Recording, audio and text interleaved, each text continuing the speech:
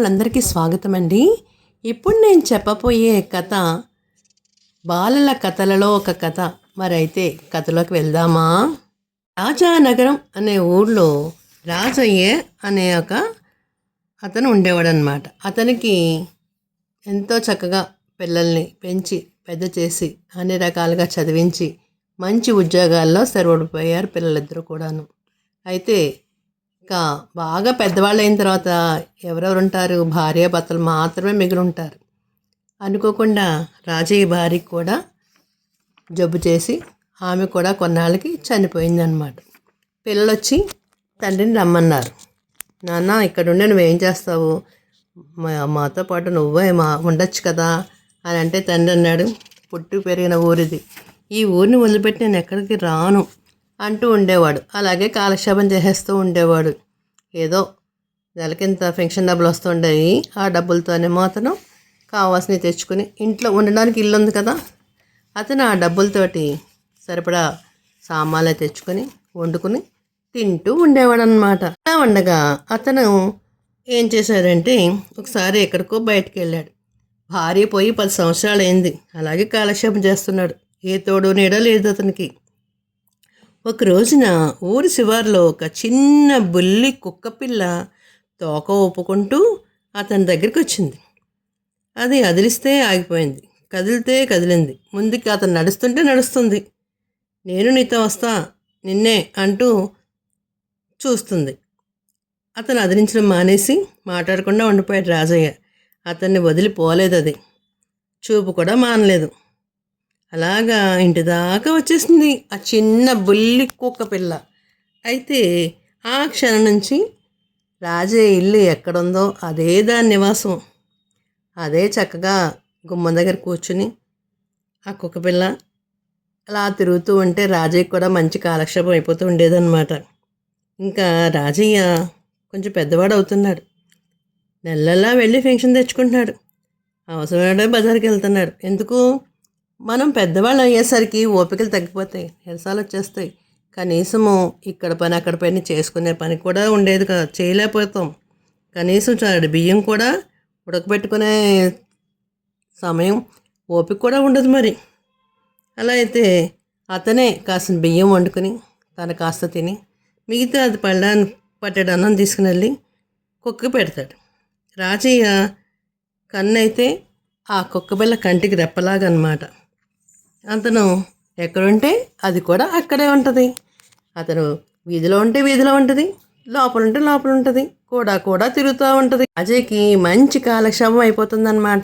ఇంట్లో పిల్లలు లేరు, భార్య లేదు అనే ఆలోచన కూడా లేకుండా ఉండేదన్నమాట. తన కాస్త తినేవాడు, దానికి కొంచెం పెట్టేవాడు. కుక్క పిల్ల పేరు దశరథ రామ అని పెట్టుకున్నాడు. అంటే తన కొడుకు పేరు కూడా దశరథ రామ అన్నమాట. అయితే అంతో ముద్దుగా పెంచుతున్నాడు ఆ కుక్క పిల్లని. అది కూడా కొంచెం కొంచెం పెరుగుతుంది, పెద్దదవుతుంది. ఈ నిమిషానికి దశరథ రామ అంటూ అస్తమానం ఆ కుక్క పిల్లని పేరు పెట్టి పిలుస్తూ ఉండేవాడు. దాని దగ్గరగా తీసుకుని ఒళ్ళు నివ్వుతూ ఉంటాడు. అలాగా రోజులు గడిచిపోతున్నాయి. కుక్క పిల్ల కూడా పెరిగిపోయింది. రాజయ్యకి అదే తోడు నీడ అయింది. అతను క్రమంగా పెద్దవాడైపోయాడు. బాగా కృషించిపోయాడు. బాగా పెద్దవాళ్ళైతే ఏమవుతుంది, శరీరం అంతా కూడా చిక్కిపోతుంది అన్నమాట. మనుషులము మనం ఎలా ఉంటామో మనకే తెలియదు. అలాగ పరిస్థితి వచ్చింది ఆ రాజయ్యకి. అప్పుడు ఏం జరిగిందంటే, మన కుక్కపిల్ల బాధపడుతుంది. ఏమిటి, నా యజమానికి ఏమవుతుంది ఏంటి అని బాధపడి అది కూడా ఏడుస్తుంది అన్నమాట. అది కళ్ళంలో నీళ్ళు అలా పెట్టి కూర్చుంటుంది. అనుకోకుండా ఒకరోజు అతను రాజయ్య ఏం చేశాడంటే చనిపోయాడు, కన్ను మూసేశాడు. కుక్కకి కన్నీళ్ళు ఆగలేదు. అయితే పిల్లలు ఎక్కడో దూరాభారంగా ఉంటారు కదా, మరి మన్నాడు కానీ రాలేదు ఆయన కొడుకు పేరు ఏంటంటే దశరథ రామయ్య కదా. 12 ఏళ్ళు తర్వాత మళ్ళీ ఇదే రావడం. అతనితో పాటు అతని భార్య పిల్లలు కూడా వచ్చి తలకూర పెట్టి తిరిగి ప్రయాణం వెళ్ళిపోయాడు కొడుకు. చూసారా మరి, కొడుకు కంటే కుక్క మేలనిపించిందా? కుక్క వీధిని పడింది. అది వీలు చూసుకుని రోజుకొకసారైనా శ్మశానానికి వెళ్తుంది. రాజయ్య పాతిపెట్టిన దెబ్బ దగ్గరికి వెళ్ళి కాసేపు మౌనంగా కూర్చుని లేచి వస్తూ ఉంటుంది అన్నమాట. ఆ వీధిలోని వాళ్ళందరూ ఇప్పటికీ కూడా దశరథరాముడు అని పిలుస్తుంటారు ఆ కుక్క పేరు. ఆ కుక్క పేరు అలాగా అయిపోయిందనమాట. దశరథ రామయ్య అని పేరు చిరస్థాయిగా నిలిచిపోయింది. మరొక చిన్న కథ పేరు చెప్పుకుందామా? తల్లి ప్రేమ. తల్లి ప్రేమ అంటే ఏంటో తెలుసుకుందామా అయితేని. పెళ్ళైన ఏడాదికి రాజమ్మకి కొడుకు పుట్టాడు. వాడికి ప్రేమానందుడని పేరు పెట్టింది. తండ్రి కొంతకాలానికి కన్నుమూసేశాడు.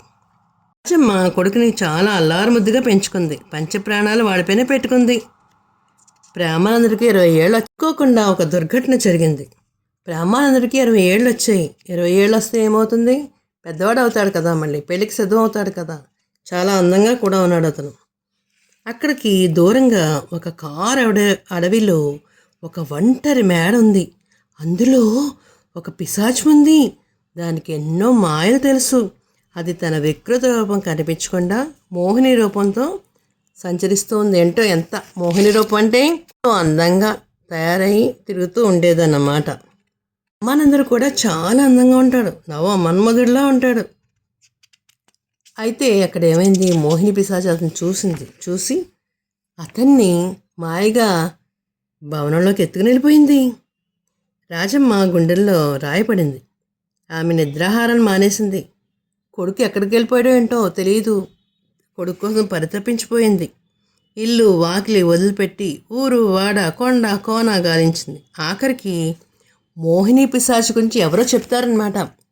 అక్కడ ఒక అడవిలో మోహిని పిశాచి ఉంది, అది కానీ నీ మనవాడిని ఏమైనా తీసుకుపోయిందేమో అని పొరుగు వాళ్ళు చెప్పారనమాట.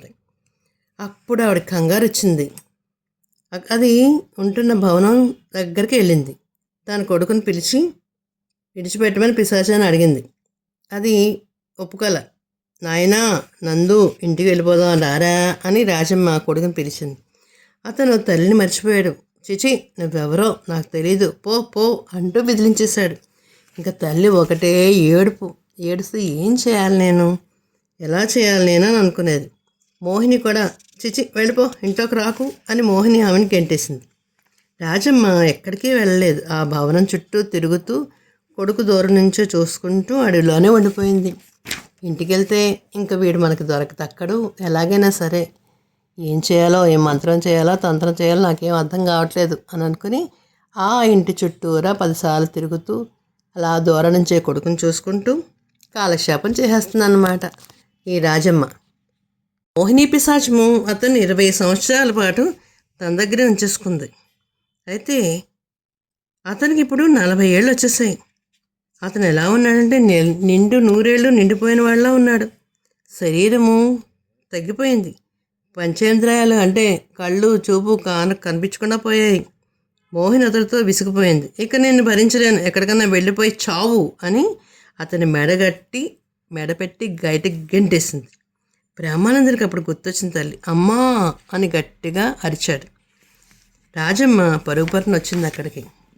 భయపడకురా నాయనా, నేను ఇంకా బతికే ఉన్నానురా తండ్రి అంటూ అతని ధైర్యం చెప్పింది. నడవలేని కొడుకును వీపును కట్టుకుని ఆమె అడవి దాటేసింది. ఒక పల్లి చివర చిన్న పాక వేసుకుని అందులో కాలం గడుపుతుందన్నమాట. ఆకులు, అలములు, కాయ, పసరు, పరిగెలు, దుంపలు ఏరి తెచ్చి కొడుక్కి వండి పెట్టుకుంటుంది. ఏంటంటే ఆ అడవుల్లో చిన్న చిన్నగా ఎండిపోయిన కొమ్మలు అవి ఉంటాయి కదా, వాటితో పాటు కొంచెం అన్నం ఉడికేసి ఈ కాయగూరలతో దొరికిన ఆకుల తోటలో వండి పెట్టేదన్నమాట. ఒకనాటి రాత్రి లోకాన గాలి ముంచేసిందన్నమాట. బాగా గాలి వచ్చేసింది. పైకప్పులు ఒకలా ఎగిరిపోయినాయి. నేల మీద ప్రేమానందుడు శవంలా పడున్నాడు. ఇవే నొప్పులే తల్లి, నేను చచ్చిపోతున్నానే అమ్మా అంటూ మురుగుతున్నాడు. రాజమ్మ చెంపల మీద కన్నీళ్ళు కారుతున్నాయి. నా ఉన్న ఒక్కగానొక్క కొడుకు ఇలాంటి పరిస్థితి వచ్చింది ఏమిటి దేవుడా అని బాధపడుతుంది. ఆమె చెకుముక్క రాయితో గూట్లోని నూనె దీపాన్ని వెలిగించింది. అంత గాలి వాళ్ళలోనూ దీపం వెలుగుతుంది, ఆరిపోలేదు. తల్లి జగన్మాత, మాకు నువ్వే దిక్కు అంటూ చేతులు జోడించింది రాజమ్మ. మరుక్షణమే జగన్మాత ప్రత్యక్షమైంది. రాజమ్మ, నీ త్యాగగుణం చాలా గొప్పది, నీకు జోహార్లు, నిన్ను స్వర్గంలో దించుతాను, రా నా వెంట వచ్చేసేయి అంది. అమ్మ, నాకెందుకమ్మా స్వర్గము తల్లి, నా కొడుకును రక్షిస్తే చాలు అని కోరింది రాజమ్మ. చెకుముక్కరాయిని తీసుకుని తన చేత పెట్టుకుని, జగన్మాత దీంతో నీ కొడుకు దిష్టి తీసి దూరంగా విసిరేయి అని చెప్పి కనిపించకుండా మాయమైపోయింది. రాజమ్మ ఆమె చెప్పినట్టుగానే చేసింది. చెక్కుముక్కరాయి తోకచుక్కలాగా దూసుకుపోయింది. మోహిని పిశాచి మేడ నుంచి గదిలో నిలువుటద్దంలో తన వికృత రూపాన్ని చూసుకుని మురిసిపోతూ వికవిక నవ్వుతోంది. చెక్కుముక్కరాయి నిప్పు కొండలా వెళ్ళి భవనం మీద పడింది. ఆ భవనం నేలమట్టం అయిపోయింది. పిశాచి కథ అంతా ముగిసింది. ప్రేమానందుడికి ముసలితనము, రోగము, రొచ్చు అన్నీ మాయమైపోయినాయి. వయసుకు తగ్గ శరీరము అంతా వచ్చింది. అంటే 20 సంవత్సరాల్లో అతను ఎలా ఉన్నాడో ఇప్పుడు కూడా అలాగే ఉన్నాడు అన్నమాట. అక్కడి నుంచి అతను కష్టపడి పనిచేసి శుభ్రంగా తల్లిని చూసుకుంటూ చిన్న పొలం కొనుక్కొని శుభ్రంగా అమ్మకి అన్ని రకాలుగా సేవలు చేస్తూ శరీర కష్టంతో అతను బాగా పైకొచ్చి మంచిగా తన జీవితాన్ని గడుపుకున్నాడు అన్నమాట. మరొక చిన్న కథ చెప్పుకుందామా అయితేని అసూయ. రామయ్య, శంకరయ్య అనే ఇద్దరు బాల్య స్నేహితులు ఉన్నారు. వాళ్ళిద్దరూ వాళ్ళ వృత్తిని నమ్ముకొని జీవిస్తున్నారు. ఇద్దరు బాల స్నేహితులు కావడం వల్ల పక్క పక్కనే ఉండేవారు. వాళ్ళు ఏం చేసేవారంటే మట్టిని తీసుకుని మట్టితో అన్నీ తయారు చేస్తూ ఉండేవారు. వాళ్ళు ఏం చేశారు, ఒక దుకాణం పెట్టుకున్నారు. రామయ్య దగ్గర ఎక్కువ మంది వచ్చేసేవారు. అతను కుండలు తయారు చేస్తూ ఉండేవాడు అనమాట. అది చూసి శంకరయ్యకి లోపల అసూయతో బాధపడుతూ ఉండేవాడు. అంటే ఏంటి, మట్టి కుండలను చక్కగా అందంగా తీర్చిదిద్దేవాడు. శంకరయ్య మాత్రం సరిగ్గా చేసేవాడు కాదు. అయితే వాడికి కొంచెం ఈర్ష్యగా ఉండేదన్నమాట. రామయ్య లేనప్పుడు కొన్ని పాత్రలను పట్టుకుపోతూ ఉండేవాడు కనిపించకుండా. ఒకరోజు రామయ్య కొడుకు 10 ఏళ్ళ మహేష్ చూసి తండ్రికి చెప్పాడు, నాన్న మన కొట్లో కొన్ని కుండలే పట్టుకుపోతున్నాడు నాన్న అని చెప్పాడు. అయితే రామయ్య నమ్మలేదు. ఏది రామయ్య, ఇద్దరం చాలా ప్రాణ స్నేహితులం, నా స్నేహితుల మీద నువ్వేంటా నువ్వు చెప్పేది అనేవాడు. వాడు అలాంటాడు కాదురా అనేవాడు. ఎలాగైనా శంకరయ్య మోసాన్ని తండ్రికి చెప్పాలనుకున్నాడు.